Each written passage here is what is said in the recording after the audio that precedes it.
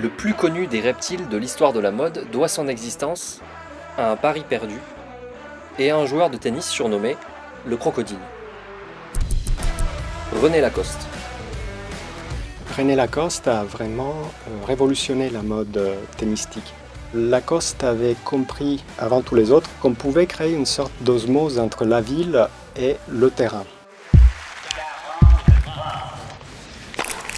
Dans l'entre-deux-guerres, il flotte sur les cours de tennis un air de dilettantisme, malgré la rigueur et l'élégance des tenues immaculées. Les joueurs de tennis évoluaient sur le terrain avec des habits de ville, avec des pantalons en flanelle, en lin, donc des chemises qui étaient fermées avec des boutons. Le tennis était un sport amateur. On n'avait pas pensé à des vêtements techniques. En 1923, le jeune René Lacoste, 19 ans, joue sa première sélection nationale à la Coupe Davis à Boston. Passant dans une rue, j'ai vu une superbe valise en crocodile et j'ai dit au capitaine de mon équipe, si je gagne, tu vas me faire le plaisir de me faire cadeau de cette valise en crocodile.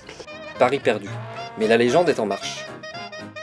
Un journaliste qui avait entendu l'histoire a écrit dans un journal « René Lacoste n'a pas eu sa valise en peau de crocodile, mais il s'est défendu comme un véritable crocodile. » Tenace, patient, Lacoste gagne sa réputation de joueur qui guette l'erreur de sa proie. Le terme crocodile, dans le langage du tennis, désigne un joueur dont le style de jeu est résolument défensif. Donc c'est un joueur qui renvoie inlassablement la balle dans le terrain adverse en attendant la faute de l'adversaire.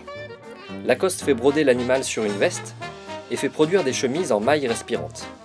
Les Français gagnent la Coupe Davis de 1927 à 1932, portée par les 4 mousquetaires. Jean Borotra, Henri Cochet, Jacques Brugnon et René Lacoste. Leur réputation restera indélébile et incarne l'élégance, l'amitié, l'efficacité et la victoire. Après 2 trophées à Wimbledon et 3 à Roland-Garros, Lacoste doit prendre sa retraite sportive à seulement 25 ans, à cause d'une santé fragile. Débute alors l'aventure de l'autre croco, l'industriel. En 1933, il crée sa marque et s'associe à un boutonnier. Il dessine le premier polo, en coupant les manches pour une meilleure aisance gestuelle et en gardant 3 boutons. Il a su casser les codes vestimentaires, apporter quelque chose qui n'existait pas à l'époque, c'est-à-dire des vêtements spécialement conçus pour la pratique du tennis. Curieux, Lacoste conçoit aussi du matériel de golf et de voile. Cet industriel, attaché au progrès technique comme vecteur de puissance nationale, crée aussi une entreprise d'aéronautique. Je souhaite ardemment que le son de plus en plus puissant des moteurs à réaction et des turbines à gaz devienne le symbole de l'habileté de nos ouvriers et de la valeur de nos ingénieurs, travaillant de tout leur cœur dans nos usines françaises. En 1963, il invente la raquette de tennis en acier, autre révolution du sport. La pastille anti-vibration, c'est Lacoste aussi. La machine lance-balle, encore lui. Vendu en blanc pendant 3 décennies, le polo se pare de couleurs. Au début, on privilégiait le blanc, qui est la couleur utilisée encore aujourd'hui à Wimbledon. C'est à partir des années 1970 à peu près qu'on a une révolution chromatique et que plusieurs couleurs sont introduites dans le tennis. Quant au crocodile, il devient un symbole grâce à des campagnes de publicité efficaces.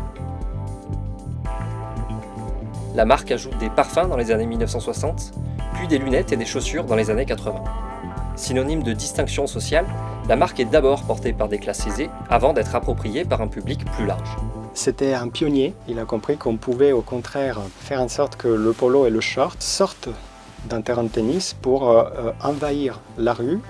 Plusieurs rappeurs en font leur emblème dans les années 90, puis lors du récent revival de cette décennie.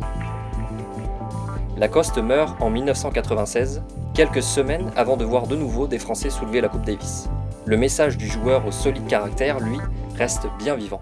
Je crois que tous les spectateurs doivent penser à faire du sport à leurs enfants parce que c'est un moyen merveilleux de former leur caractère.